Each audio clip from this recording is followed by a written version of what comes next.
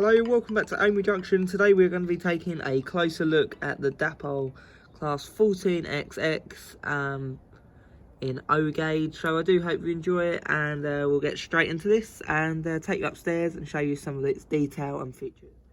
Right, so we're up in our photo booth now, upstairs. So we're going to take a closer look at some of its details, and I'll go through some of its functions and some of the stuff it has on it too. So starting off then, it's got fully sprung buffers. So as you can see, they're all sprung across the whole model, which is good.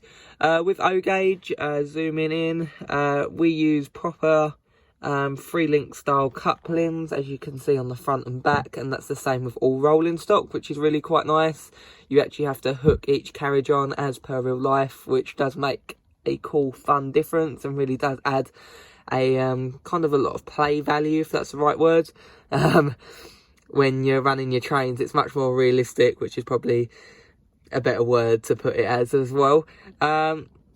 So Dapol's done a really nice job at this loco. It's extremely heavy, and a lot of the underframe is all full die cast. It's got lots of separately fitted detailings across the whole thing. As you can see, it's much different to, say, a double O gauge steam train. So you've got handrails, brake pipes on the buffer beams, as you can see just there.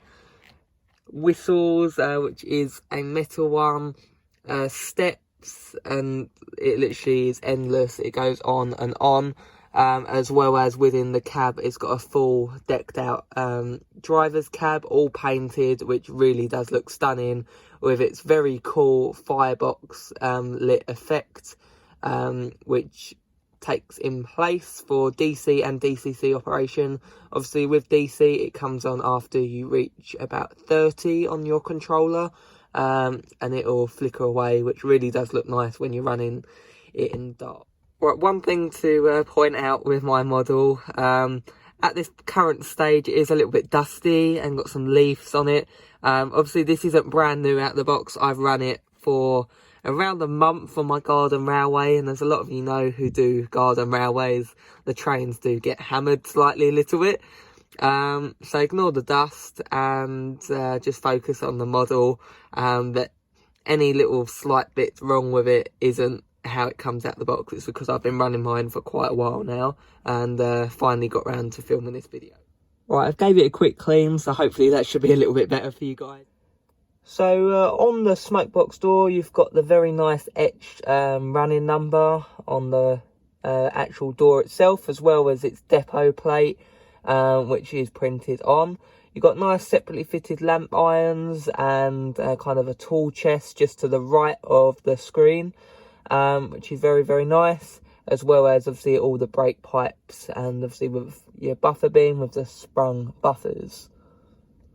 On the actual wheel set, it has kind of obstacle clearance kind of guards, as per a lot of locomotives do.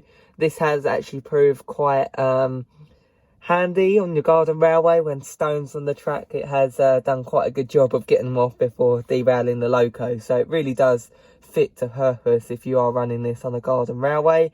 Whereas if you're just running it on a O gauge layout inside, you won't really have to experience the real kind of uses you can get out of these big locos. Right, one thing I quite like about this is you can see kind of the valve gear and the running gears through under the boiler, which is quite nice. And when it runs outside at night, the firebox glow does glow through there, which really does look quite nice and realistic. So along with this, obviously you've got a nice British Railways logo, Crest, just there, which is really nice. As you can see, if we just get that in focus, you can appreciate the crisp application of the livery, as well as the nice detailing of rivets and lining. There's no bleed at all, and for the price of O gauge models, you wouldn't expect such thing. Right, so looking at the underframe, very nice. Obviously you've got your 2 axles at the front, and then obviously your 1 at the back, which really is nice.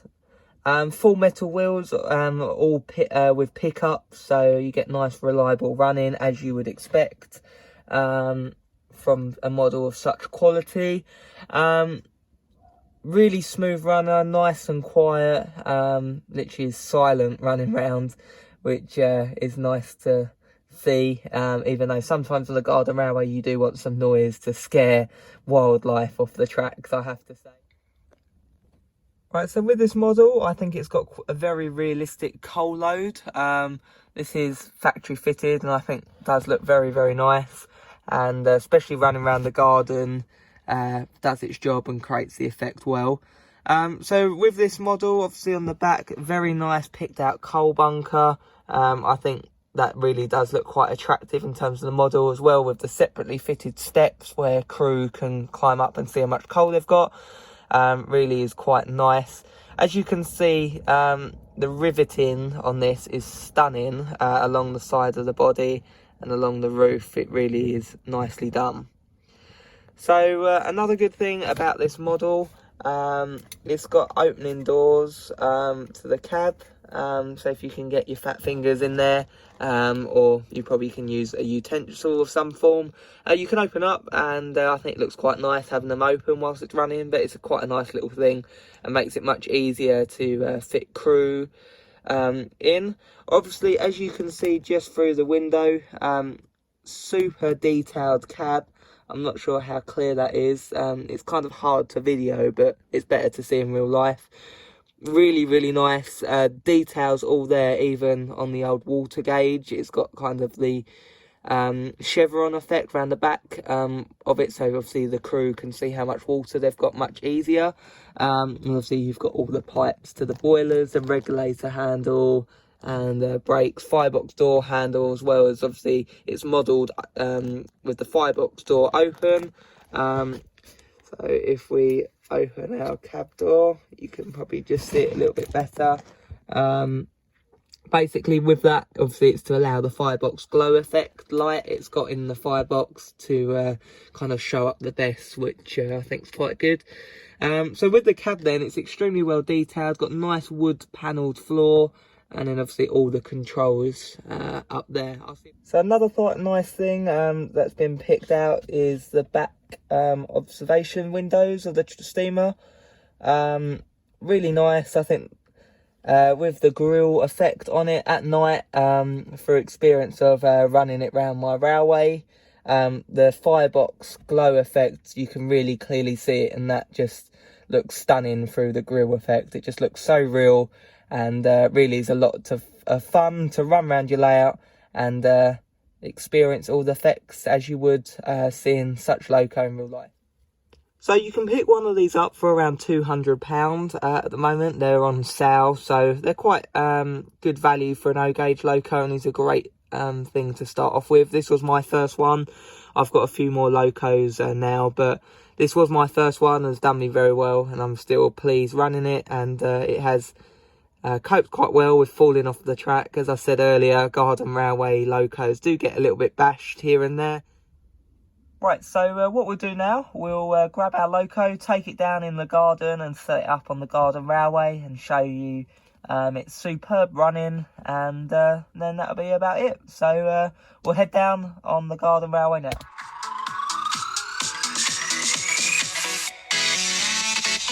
So we're on the garden railway now, so we'll get on to our bit. Right, so today what we've got running behind it is 3 Dapol wagons, which are open top like mineral wagons. So we've got some stones in there from the garden and some twigs, and basically that will give us a very heavy load to simulate more carriages, and we've got a very noisy crow.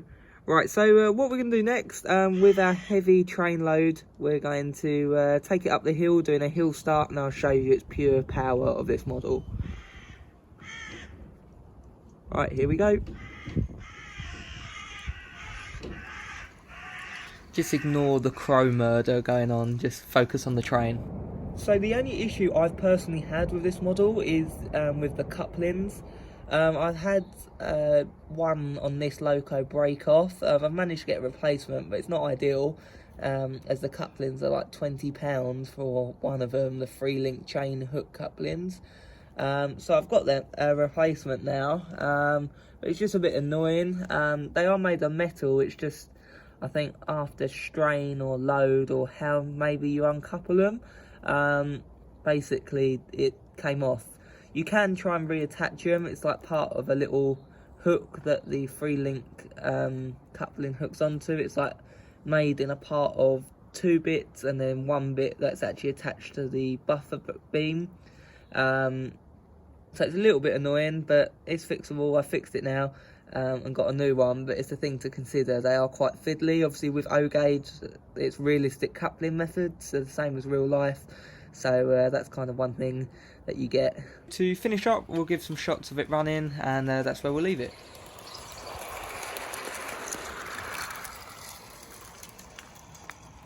Right, all I can say about O-gauge is it's an amazing size to be able to model and run, and also it's just so much fun.